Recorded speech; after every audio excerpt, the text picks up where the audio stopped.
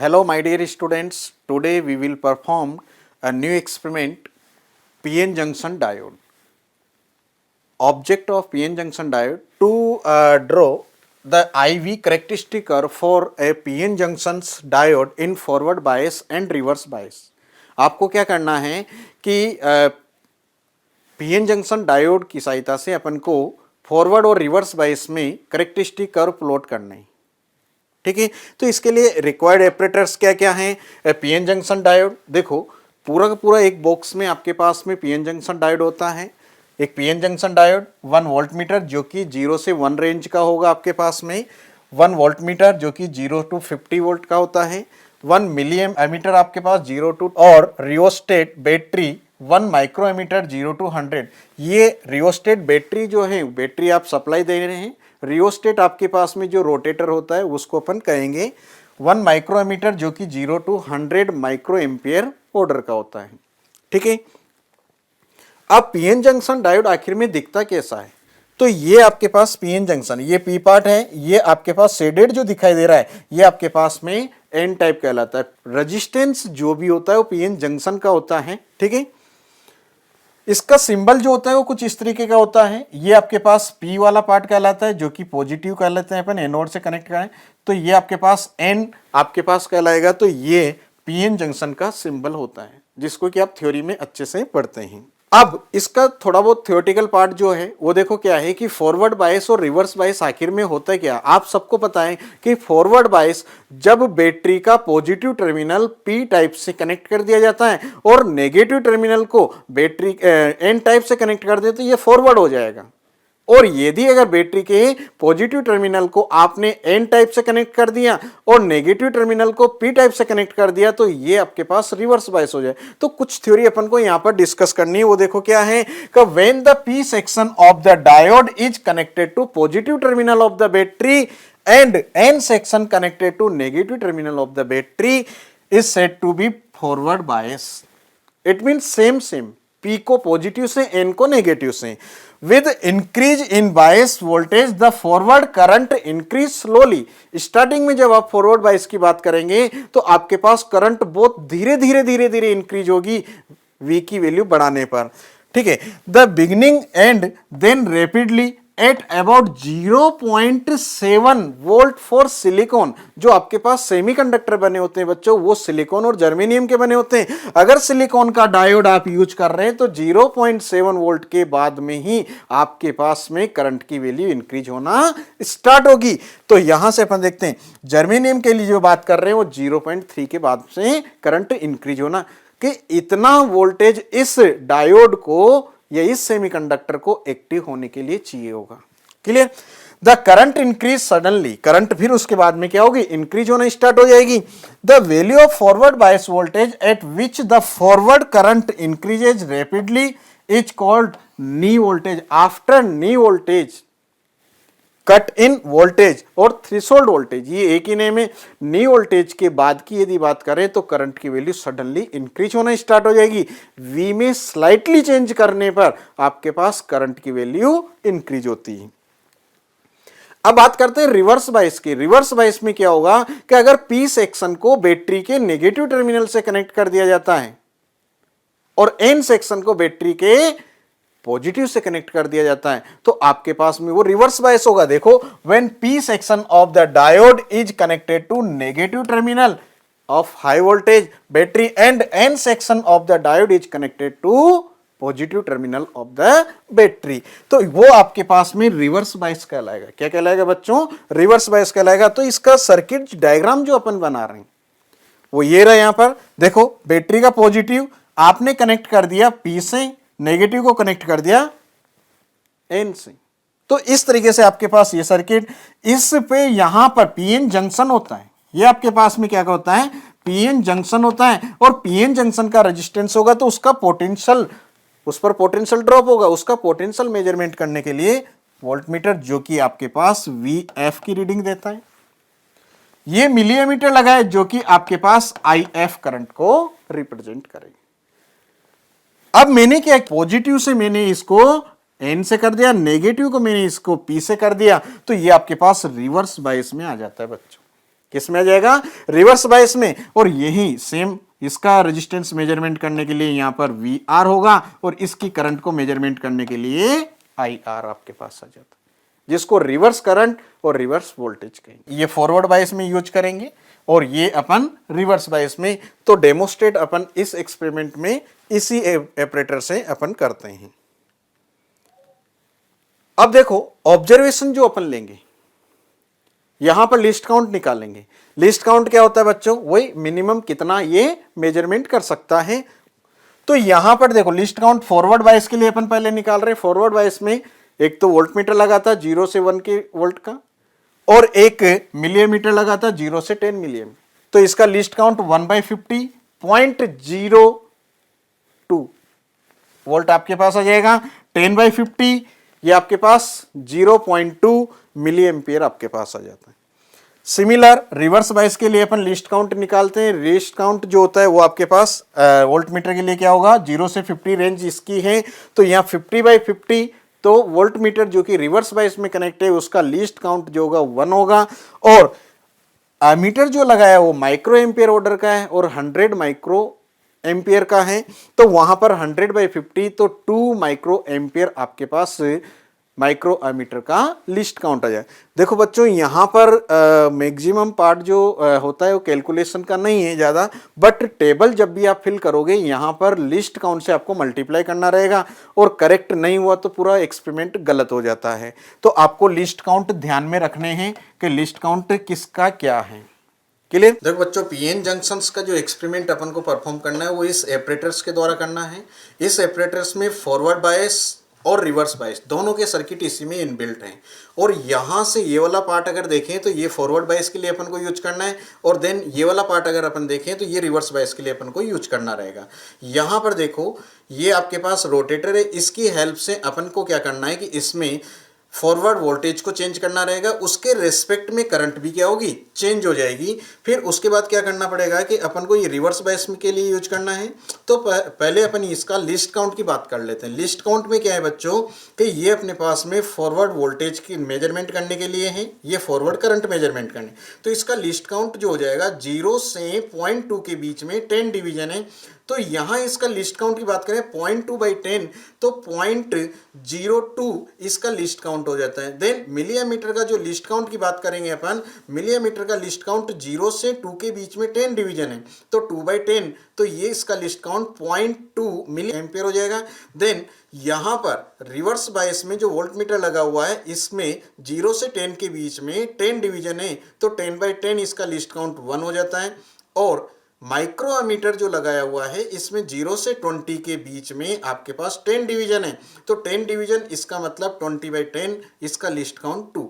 ये अपन ने डिस्कस किया हुआ है, तो लिस्ट काउंट आपको याद रखना है। और जब भी आप रीडिंग लिखेंगे ऑब्जर्वेशन टेबल में तो ये लिस्ट काउंट उसी रीडिंग से मल्टीप्लाई करके लिखना है, नहीं तो गड़बड़ हो जाती है। यहां ध्यान देने वाली बात क्या है, इधर V इधर I, यहां I और ये V यहां रिवर्स कर दिया है, तो इस चीज का भी ध्यान रखना है आपको।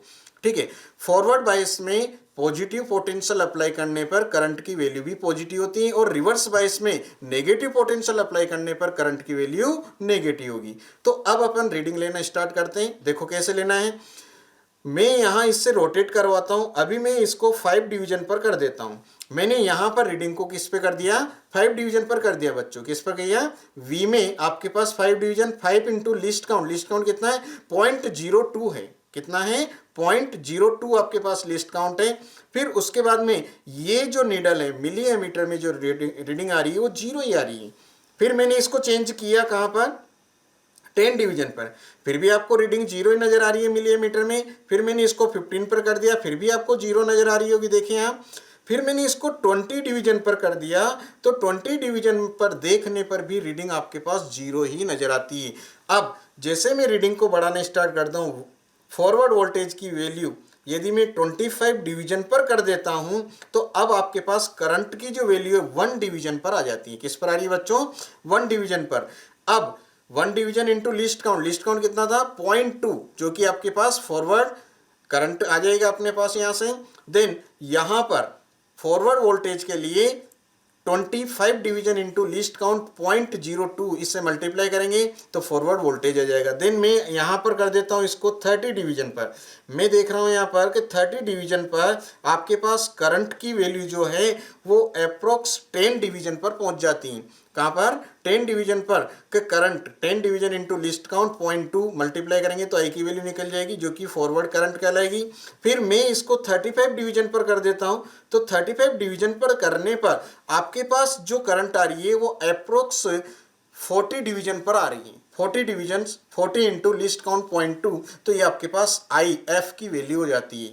ठीक है, इस तरीके से मुझे यहाँ पर अब यदि मैं 40 पर कर देता हूं तो नीडल आउट ऑफ रेंज, तो मुझे 35 डिवीजन तक ही रीडिंग लेके बतानी। इस तरह से मुझे फॉरवर्ड बायस की टेबल को फिल करवाना है।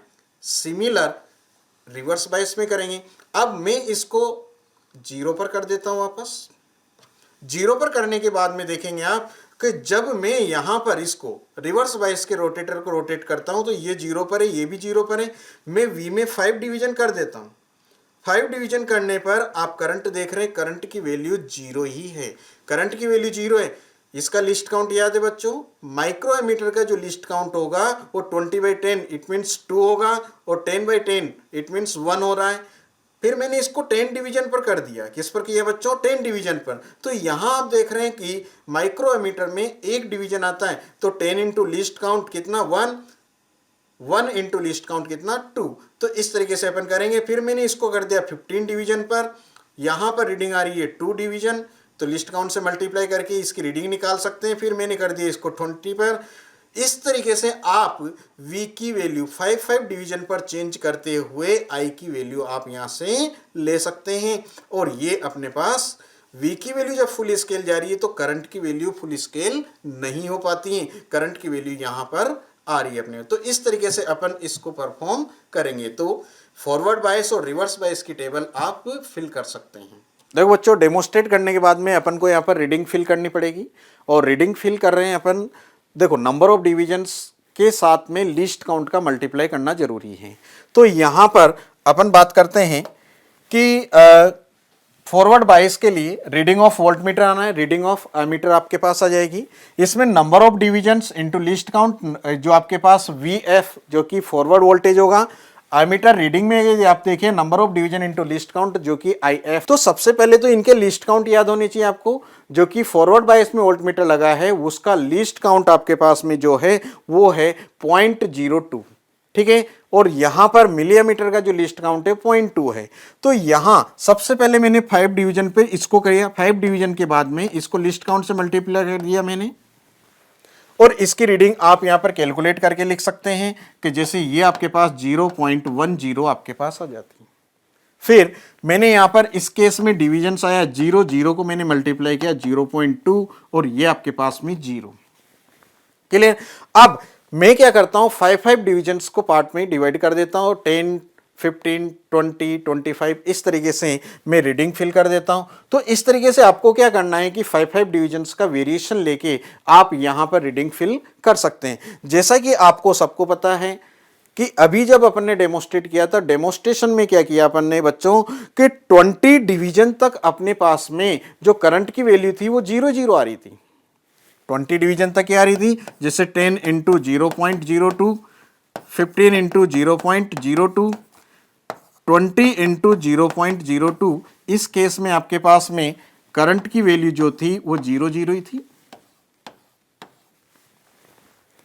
अब जैसे मैं इसको 25 कर देता हूं, 25 पर जो करंट की वैल्यू होती है वो आपके पास में कितनी डिवीजन आती है? 1। और इसको मल्टीप्लाई कर दिया मैंने इससे, तो ये आपके पास 0.2 आ जाता है। और यहां पर इसको लिस्ट काउंट से मल्टीप्लाई करके अपन लिख सकते हैं 0.20 आ जाएगा, ये 0.30 आ जाता है, ये 0.40, ये 0.50, कुछ इस तरीके से।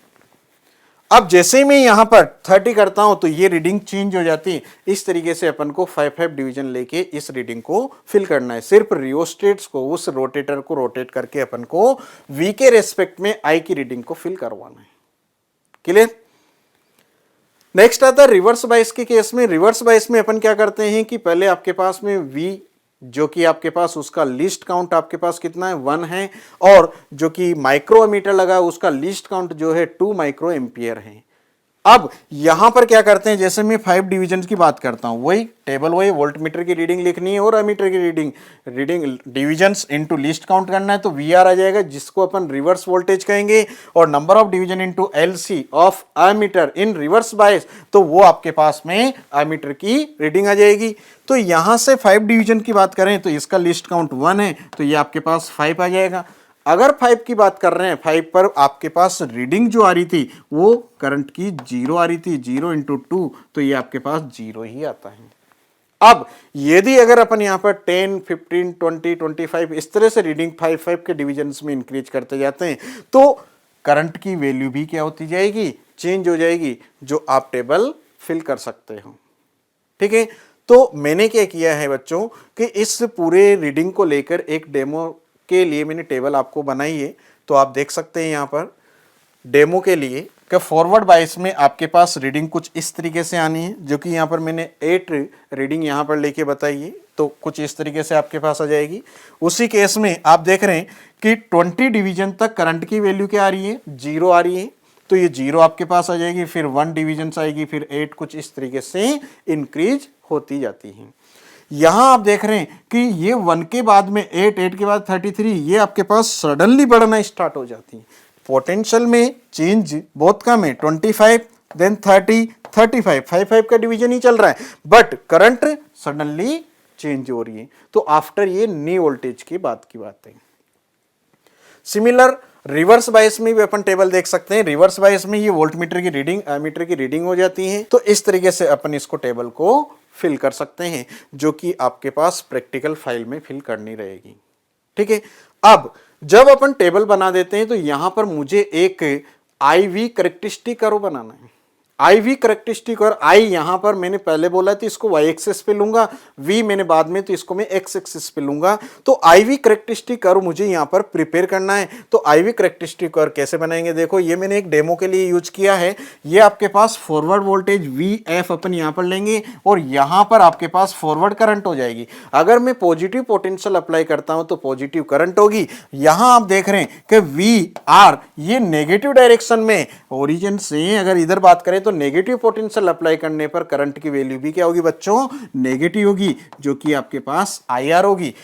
ये 0.7 अप्रोक्स 0.7 वोल्ट जो है इसका नी वोल्टेज है। आफ्टर नी वोल्टेज आपके पास पोटेंशियल की वैल्यू स्लाइटली इंक्रीज करने पर यह सडनली इंक्रीज हो जाता है, करंट की वैल्यू मैक्सिमम वैल्यू से इंक्रीज होती है।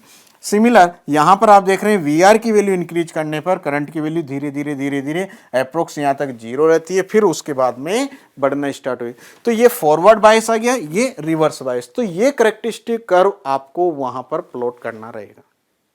ठीक है, फिर उसके बाद में रिजल्ट अपन लिख देते हैं लास्ट में, the characteristic curve for a given PN junction diode is show on the graph paper. आपको ग्राफ पेपर पे इसको रिप्रेजेंट करना है। तो जैसा कि बच्चों अपन ने ये एक्सपेरिमेंट किया, तो ये आपको अच्छे से परफॉर्म करना है।